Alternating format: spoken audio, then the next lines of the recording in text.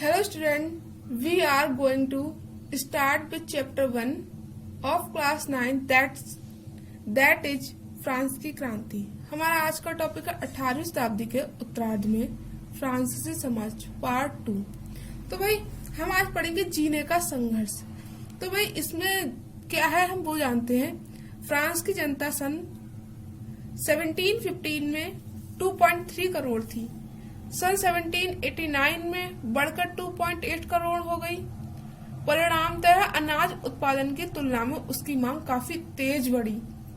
अधिकांश लोग मुख्य खाद्य पाव रोटी की कमी में तेजी से वृद्धि हुई। अधिकतर कामगार कारखानों में मजदूरी करते थे और उनकी मजदूरी मालिक तय करते थे, लेकिन मजदूर महंगाई की दर जो मजदूरी थी वो महंगाई की दर से नहीं बढ़ रही थी। फलस्वरूप अमीर गरीब की खाई चौड़ी होती गई। स्थिति तब और बदतर हो जाती जब सूखे या ओले का प्रकोप से पैदावार जो होती थी, जो फसल होती थी वो गिर जाती थी। इससे रोजी रोटी का संकट पैदा हो जाता था। ऐसी जीविका संकट प्राचीन राजतंत्र के दौरान फ्रांस में काफी आम था। अभी उभरते मध्य वर्ग ने विशेषाधिकारी के अंत की कल्पना की। किस प्रकार से उन्होंने अपने अधिकारों के बारे में सोचना शुरू किया, अपने अधिकारों को प्राप्त करने के लिए संघर्ष करना शुरू कर दिया। हम उसकी एक चीज बेसिक पढ़ेंगे। पहले भी कर बढ़ने एवं अकाल के समय किसान और कामगार विरोध कर चुके थे, परंतु उनके पास सामाजिक एवं आर्थिक व्यवस्था में बुनियादी बदलाव लाने के लिए साधन एवं कार्यक्रम नहीं थे।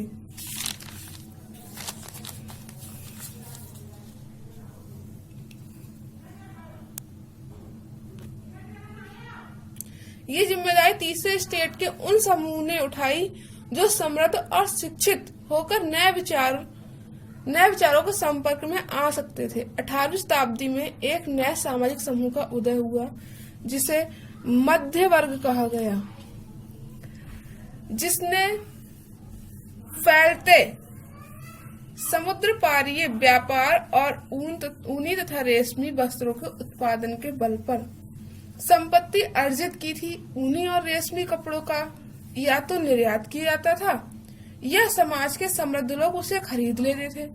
तीसरे स्टेट में इन सौदागरों एवं निर्माताओं के अलावा प्रशासनिक सेवा व वकील जैसे पेशेवर लोग भी शामिल थे। ये सभी पढ़े लिखे थे और इनका मानना था कि समाज के किसी भी समूह के पास जन्मजात विशेषाधिकार नहीं होने चाहिए। किसी भी व्यक्ति की सामाजिक हैसियत का आधार उसकी योग्यता ही होनी चाहिए।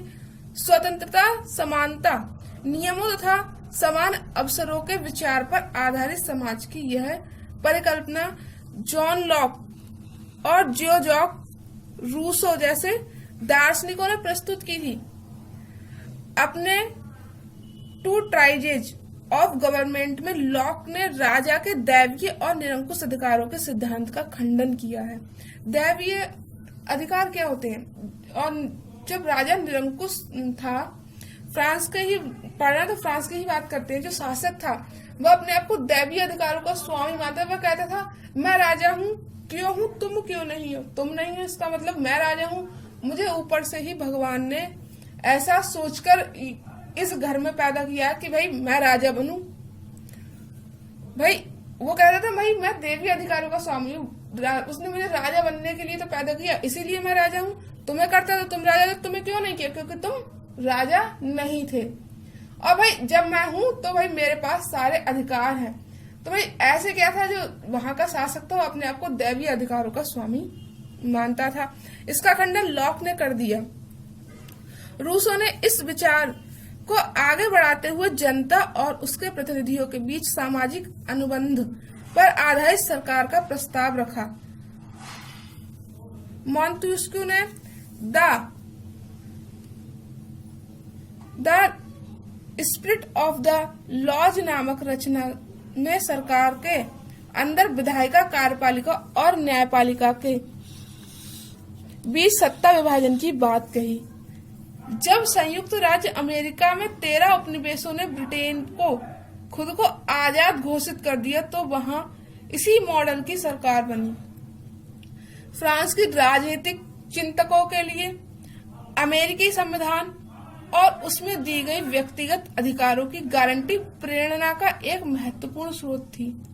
दार्शनिकों के इस विचारों पर काफी हाउस ऑफ सैलॉन की गोष्ठियों में गर्मागर्म बहस हुआ करती और पुस्तकों एवं अखबारों के माध्यम से इनका व्यापक प्रचार प्रसार हुआ।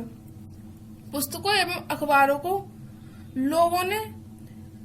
लोगों के बीच में जोर जोर से पढ़ा जाता ताकि जो अनपढ़ होते थे उन्हें वो भी समझ सके। इसी समय लुईस 16 द्वारा राज्य के खर्चों को पूरा करने के लिए फिर से कर लगाए जाने की खबर से विशेषाधिकार वाली व्यवस्था के विरुद्ध गुस्सा भड़क उठा। अब जो शासक थे, जो मतलब वहां की जनता थी, वो शासक के विरोधी हो गई और उनसे अपने अधिकारों की मांग करने लगी। तो भाई हमारी एक इकाई आज समाप्त हो गई। हमारी इकाई कौन सी थी?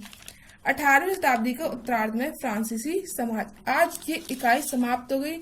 अगली बार हम दूसरी इकाई के साथ आएंगे इसी चैप्टर में, फ्रांस की क्रांति में।